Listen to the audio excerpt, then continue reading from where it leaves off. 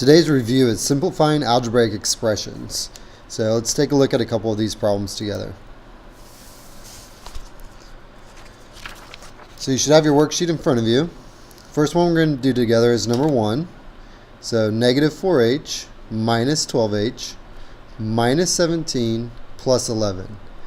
So the first thing that we have to remember when we're simplifying this expression is that it's not an equation, so we're not solving for h. We are simply reducing or combining the terms that are similar.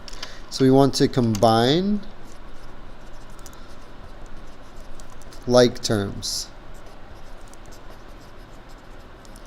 So what that means is that I'm looking for anything that has a variable. It has to have the same exact variable. So if it has an exponent, it has to have the same exponent. So in this case, I see that my negative 4h and my negative 12h are like terms. They can be combined because they have the same variable. And my negative 17 and my positive 11 are what we call constant terms. So they don't have a variable, they don't have any exponents, so we can combine those two. So what that means is that I take my negative 4h, so the sign is always to the left of the number, so negative 4h minus a 12h. And that gives me a negative 16h. Then I also have my negative 17 and my positive 11. So I'm going to combine those two by subtracting the 11 from the 17. So giving me a negative 6. So this is the final answer. That's as good as it gets. So I can't combine these two any further because the 6 does not have the variable h. Now another example of this, let's take a look at number 3 here. So let's fold this under. Number 3. So I need to follow the order of operations on this. So what that looks like is that I do anything inside of the parentheses first. So I notice that inside the parentheses I have a variable and a constant term. So I can't combine those two. So my next step would be exponents. I don't have any exponents. So the step after that in the order of operations is to go to multiplication or division. And so I see that I have parentheses with the number right outside of it, so indicating multiplication. So one thing that's tempting to do is to actually add these two together first, and I don't want to do that. I want to actually distribute first. I want to multiply first. So I don't know what 16 times negative 11 is right off the top of my head, so let's work that out. So 1 times 6, 1 times 1. So 176, so I'm going to bring this negative 3 down. And then positive times a negative is going to give me a negative 176. And then I have to do 16 times a negative 14.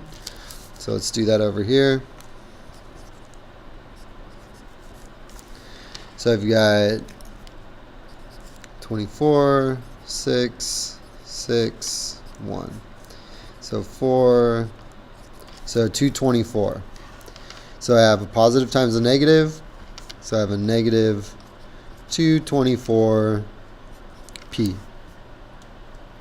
Now my next step is to actually do the addition. So I see that I have a variable here and no variables here. So I need to combine my like terms. So negative 3 plus a negative 176 is going to give me a negative 179 minus 224p.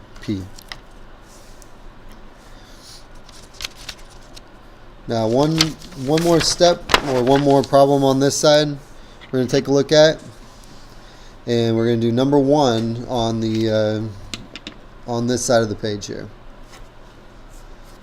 So this is another way to simplify an algebraic expression, or also what we would call evaluating the expression. So when we evaluate the expression, it's telling us that whenever I see an R, to put in a 20. And whenever I see a B, to put in a 3. So what that looks like here is that I'm going to start by rewriting this. So -5. I see my R, so I need to do 20 over 5 plus 6. And I have my B, so I substitute in my 3.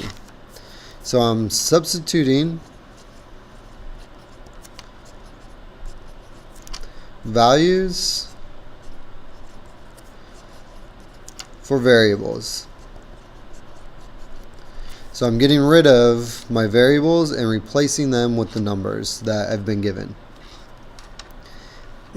So following my order of operations, I'm going to drop this -5 down here. And if we remember, we had, sorry, we shouldn't highlight, we had that 20, and then we also replaced the B with the 3.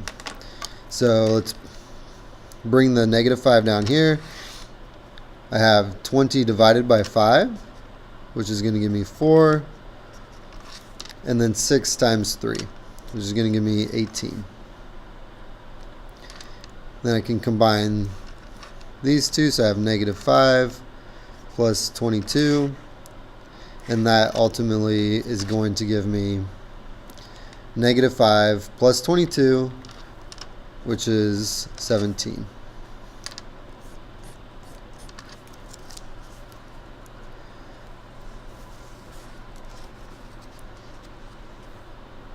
And here are a few key items to remember.